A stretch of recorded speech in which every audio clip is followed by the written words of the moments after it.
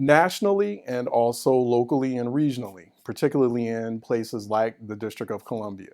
The Black population is the demographic that will experience, or that is projected to experience, the highest and most severe undercounts during this 2020 census. We are set, or we are bracing to experience undercounts as high as 4%. That's in the District of Columbia alone. We're also bracing for that 3 to 4% undercount projections for us nationwide. Let me just give you a real quick kind of context here about how bad that is. The Census Bureau actually admitted that it undercounted the Black population overall nationally during the 2010 census. So we keep saying that we're 13% of the population, but Census Bureau officials have actually admitted that we may be, in actuality, 15 to 16% of the population.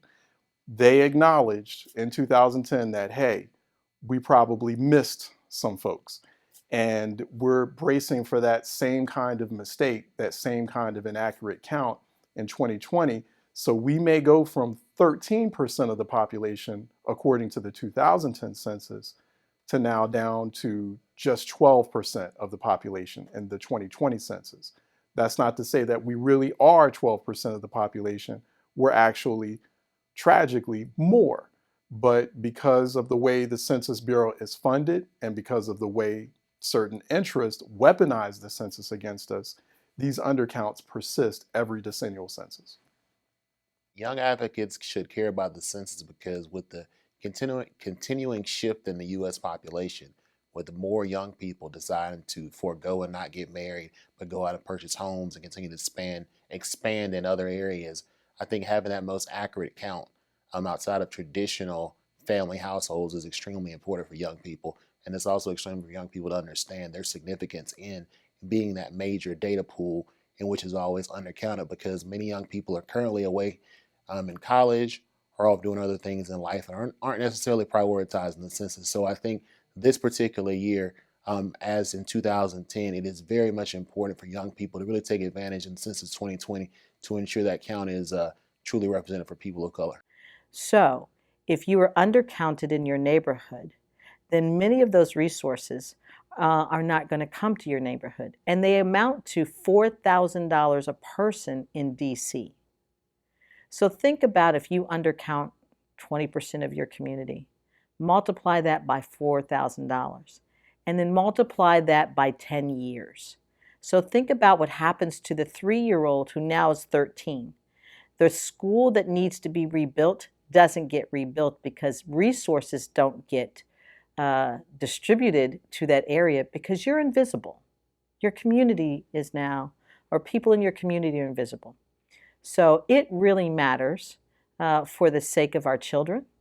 It matters for the sake of the distribution of your tax dollars. And it matters for the sake of the power of your vote. So if I say people underestimate the one of the biggest things that the count determines is how congressional lines are drawn, how for DC, how ANC lines are drawn, and those lines get drawn by politicians.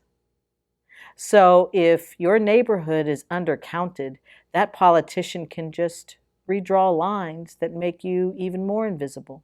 And so when you go to vote, it doesn't matter because your vote has been diluted and merged into a neighborhood that doesn't look like you.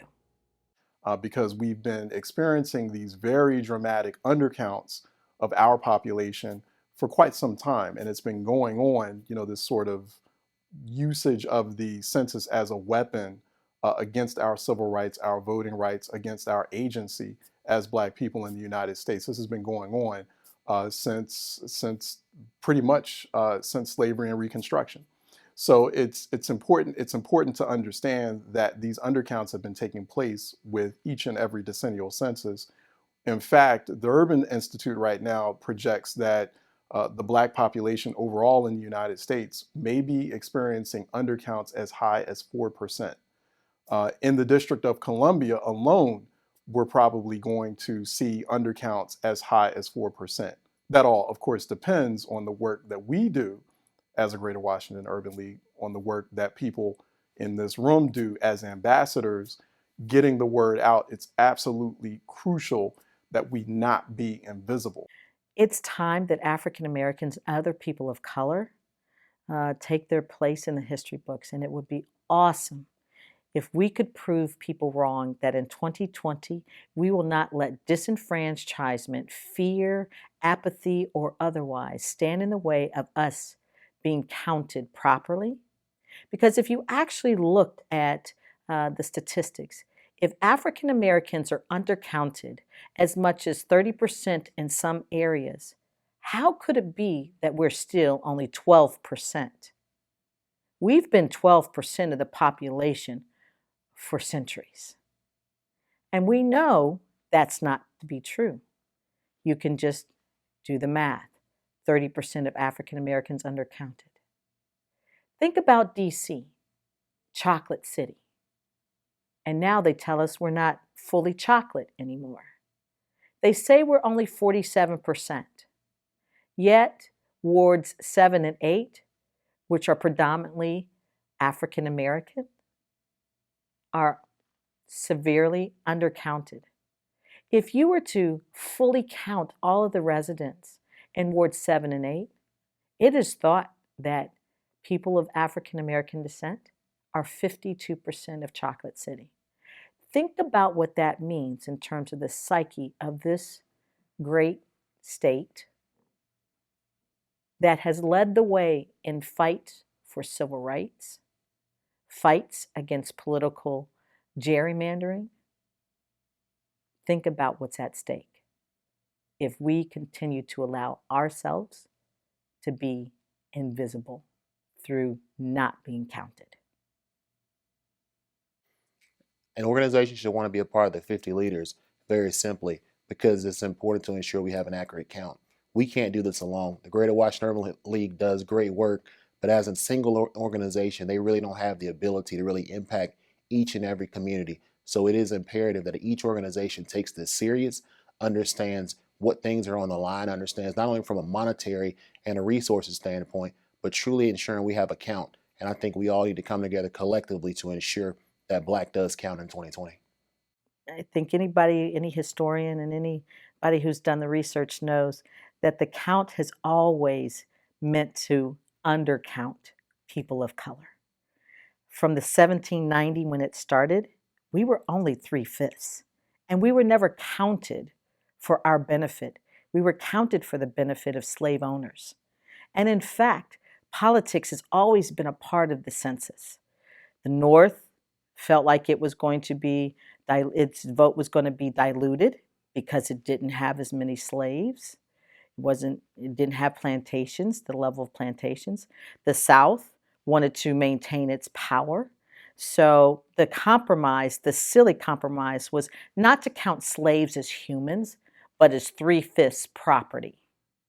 Right. The decennial census has become problematic every 10 years, not just because of the undercounts, the very dramatic undercounts that we, particularly as Black people, have experienced, particularly since the census was conceived and started in 1790, but because it also disproportionately overcounts white populations, or it overcounts where white people predominantly live. And so, one thing that's happening that we're not even really realizing, that's sort of happening underneath our noses every time we do this decennial census exercise, is you're being counted where you're currently residing or where you're currently housed, as opposed to your permanent residence. So if you're a college student, if you're a Black college student, but you're going to some remote, predominantly white college out in the Midwest, well, during the census, you're counted as part of that population, that predominantly white population, wherever that college is based. When elections happen, then they are actually skewed systematically to the person or the politician who redrew those lines. And those folks who redraw the lines probably don't vote the way that you need them to for your resources, for your community and what your community needs.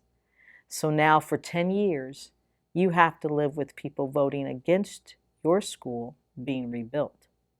You are having to deal with politicians voting against your roads being rebuilt. You are having to deal with politicians who don't approve or don't invest in making sure that transportation hubs or food resources like grocery stores get built in your neighborhood. So you, when you're invisible, no longer have the power to influence the vote so that the resources count towards your community and your children. What people don't realize is that your life expectancy is driven in part by your zip code.